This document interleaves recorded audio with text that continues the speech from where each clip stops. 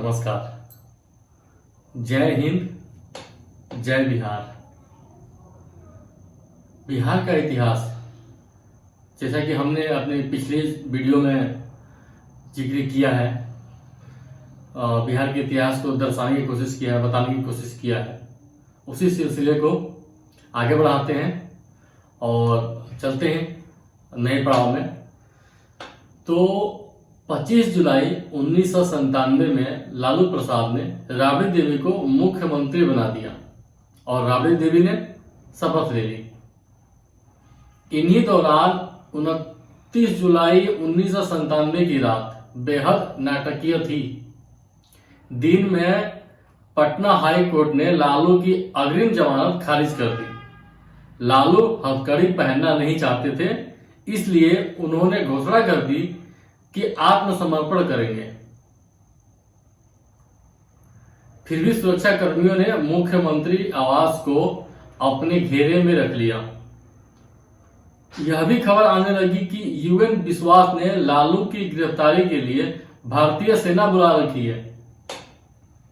गिरफ्तारी के डर के बीच रात जैसे तैसे कटी और 30 जुलाई 1997 की सुबह 10 बजे लालू प्रसाद यादव आत्मसमर्पण करने के लिए सीबीआई कोर्ट पहुंचे। लालू यादव 134 दिन तक जेल में रहे। इस दौरान बिहार में अराजकता फैली हुई थी। आरजेडी कार्यकर्ता आंदोलन के नाम पर बिहार में उपद्रव मचा रहे थे। लालू जेल में रहकर भी बिहार का मुख्यमंत्री थे। हस्ताक्षर जरूर राबड़ी देवी की होती थी, लेकिन निर्णय लालू प्रसाद यादव ही लेते थे। फैसला सुनाने वाले जुबान राबड़ी देवी की होती थी, लेकिन दिमाग लालू प्रसाद यादव का। एक महीने में पूरा 15 साल लालू ही बिहार के प्रतिनिधित्व करते रहे। इन्हीं सबके बीच केंद्र में पार्टी के तौर पर आरजेडी यूनाइटेड फ्रंट का हिस्सा नहीं था। फिर भी आरजेडी के मंत्री कैबिनेट में कायम रहे। यह स्थिति तब तक कायम रही जब तक गुजरात सरकार से 8 नवंबर 1997 को कांग्रेस ने अपना समर्थन वापस नहीं ले लिया। 11 दिसंबर को जब लालू जेल से छूटे, तब गुजरात केंद्र में केवल अंतरिम प्रधानमंत्री की हैसियत से थे। अगले लोकसभा की तैयारी चल रही थी। लालू बिहार की राजनीति से उठकर अब केंद्र की ओर जाने की कोशिश करने लगे। 1998 लोकसभा चुनाव में लालू फिर एक बार सुर्खियों में थे, जब यादव बहुल मधेपुरा सीट से शरद यादव ने उन्हें खुली चुनौती दे दी। पूरे देश की नजर इन दो दिग्गजों पर टिकी हुई थी। लालू ने मधेपुरा में जीत जरूर हासिल की, लेकिन उनकी पार्टी की सीटें घटकर 17 रह गई। इन्हीं दौरान नीतीश कुमार बीजेपी का दामन थामकर एनडीए में शामिल हो चुके थे। 1998 में केंद्र में एनडीए की सरकार बनी। नीतीश कुमार मंत्री बने।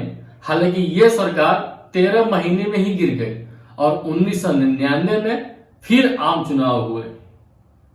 लालू की राजनीति को देखने का एक नया नजरिया आकार ले रहा था।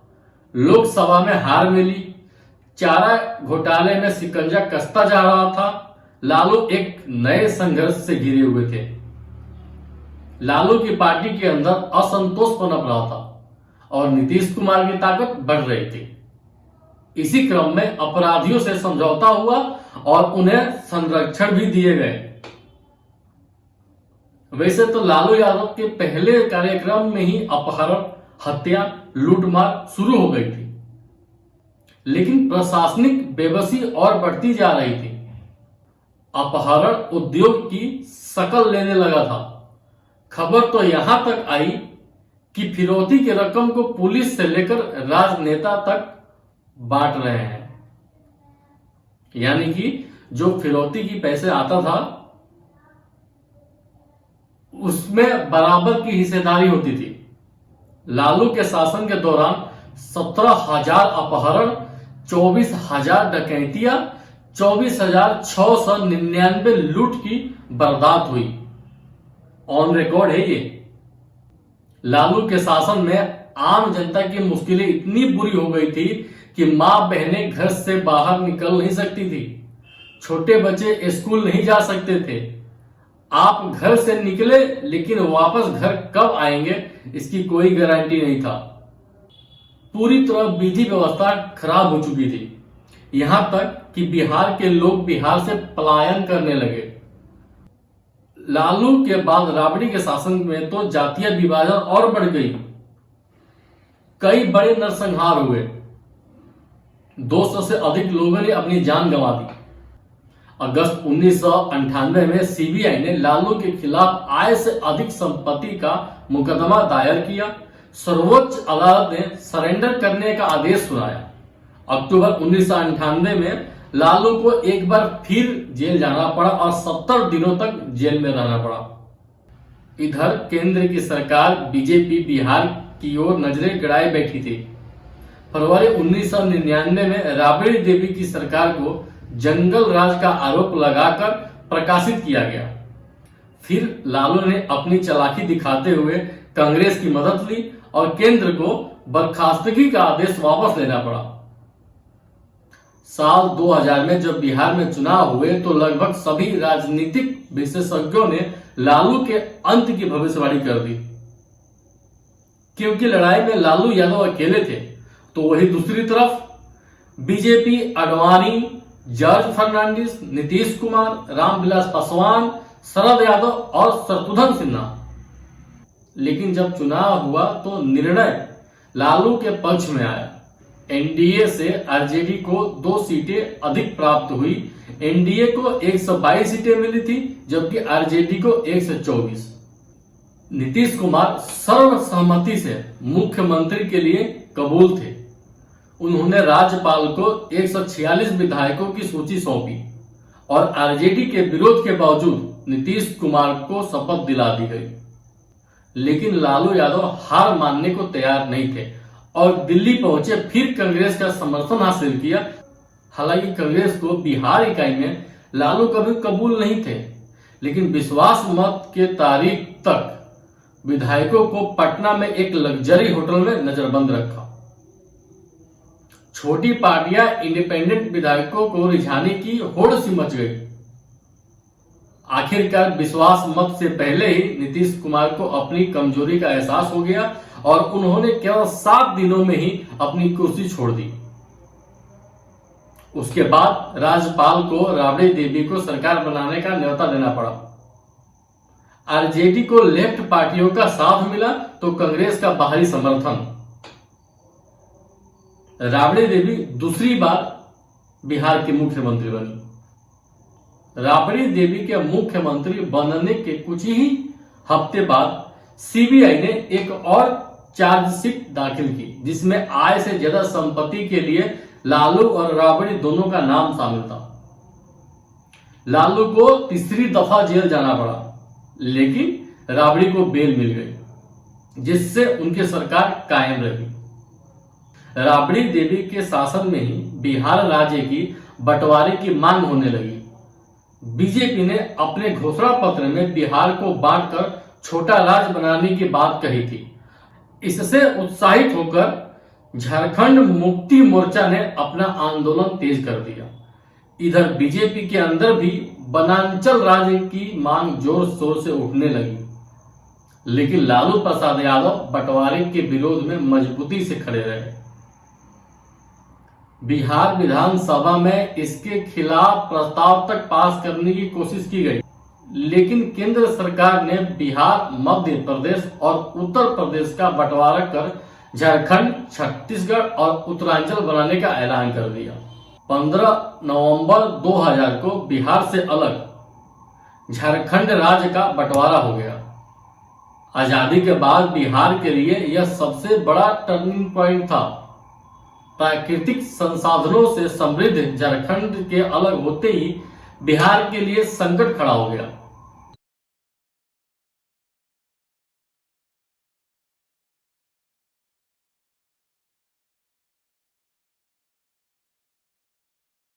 बिहार विभाजन के बाद लोकसभा की 54 में से 14 सीटें झारखंड के पास चली गई और विधानसभा की 334 में से 81 सीटें वो भी झारखंड में चली गई।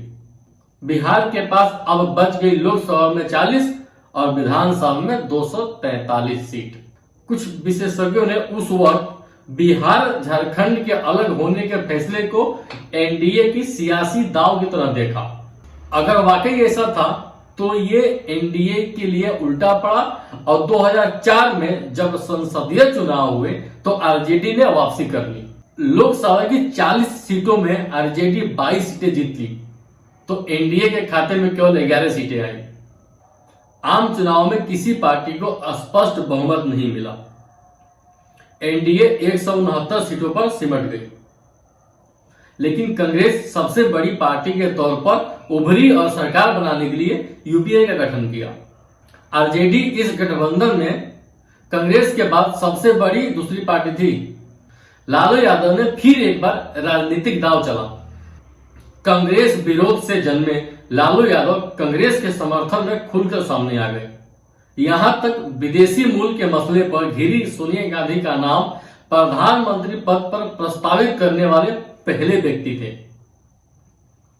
यूपीए की सरकार बनी और लालू रेल मंत्री बन गए। इस दौरान लालू ने ऐसा कार्यकाल निभाया कि देश विदेश में उनके मॉडल की चर्चा शुरू हो गई। लालू ने बार बार दावा किया कि रेलवे को उन्होंने मुनाफे में पहुंचाया, हालांकि इस पे कई सवाल उठे। लालू यादव की उपलब्धि एक केस स्टडी के तौर पर आईआईएम में शामिल हो गई। विदेश में यूनिवर्सिटी में उन्हें लेक्चर के लिए बुलाया जाने लगा। एक तरफ देश में लालू छाए हुए थे, उनके घोटाले का शोर थोड़ा शांत हुआ था, लेकिन केस में ढिलाई नहीं थी। दूसरी तरफ 2005 में बिहार एक बार फिर विधानसभा चुनाव के लिए तैयार था, लेकिन लालू जोश से भरपूर थे। वहीं एनडीए का मनोबल बहुत कमजोर पड़ गया था।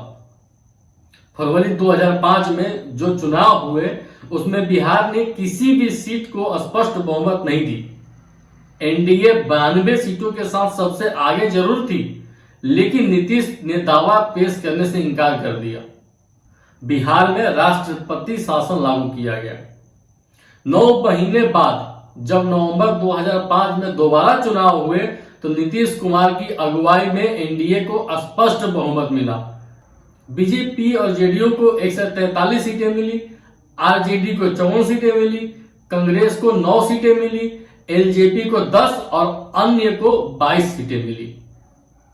लालू यादव हमेशा कहते थे कि जब तक रहेगा समोसे में आलू तब तक रहेगा बिहार में लालू, लेकिन 15 सालों का सत्ता में काबिज रहने के बाद लालू राबड़ी का राज का अंत हो गया। नीतीश कुमार ने मुख्यमंत्री बनते ही अपने मंत्रियों और अधिकारियों की बैठक बुलाई। बैठक में उन्होंने साफ कह दिया अपराध को राजनीतिक संरक्षण देने के दौर खत्म कर दिया जाए। पुलिस अधिकारियों को स्पष्ट निर्देश दिया गया कि अपराध और अपराधियों के लिए एक ही नीति होनी चाहिए, जीरो टॉलरेंस। नीतीश कुमार हर संभव कोशिश कर रहे थे कि कानून तोड़ने वालों पर कार्रवाई हो, चाहे वो कितना भी रसूखदार व्यक्ति क्यों न हो। नीतीश कुमार के पहले ही कार्यकाल में 70,000 के करीब मामलों में दोष सिद्ध करने में सफलता मिली। बिहार में बाहुबलियों पर भी वज्र टूटा। भागलपुर दंगे की दोषी लालू यादव के खासम खास कमलेश यादव, सिवान में कोहराम मचाने वाले लालू के करीबी शहाबुद्दीन पप्पू यादव को जेल जाना पड़ा। नीतीश के राजनीतिक दोस्त रहे आनंद मोहन भी जेल गए। मोकामा के सूरजभान, वैशाली के मुन्ना शुक्ला जैसे अन्य बाहुबलियों को जेल जाना पड़ा। बिहार में 2010 तक अपराध में 68% की कमी आई। हालांकि नीतीश कुमार के पार्टी में भी कुछ चंद दागी नेता शामिल थे और उनके ऊपर भी कार्रवाई की गई। नीतीश कुमार के राज में बिहार की विधि व्यवस्था दुरुस्त हुई, लेकिन कई दाग भी लगे।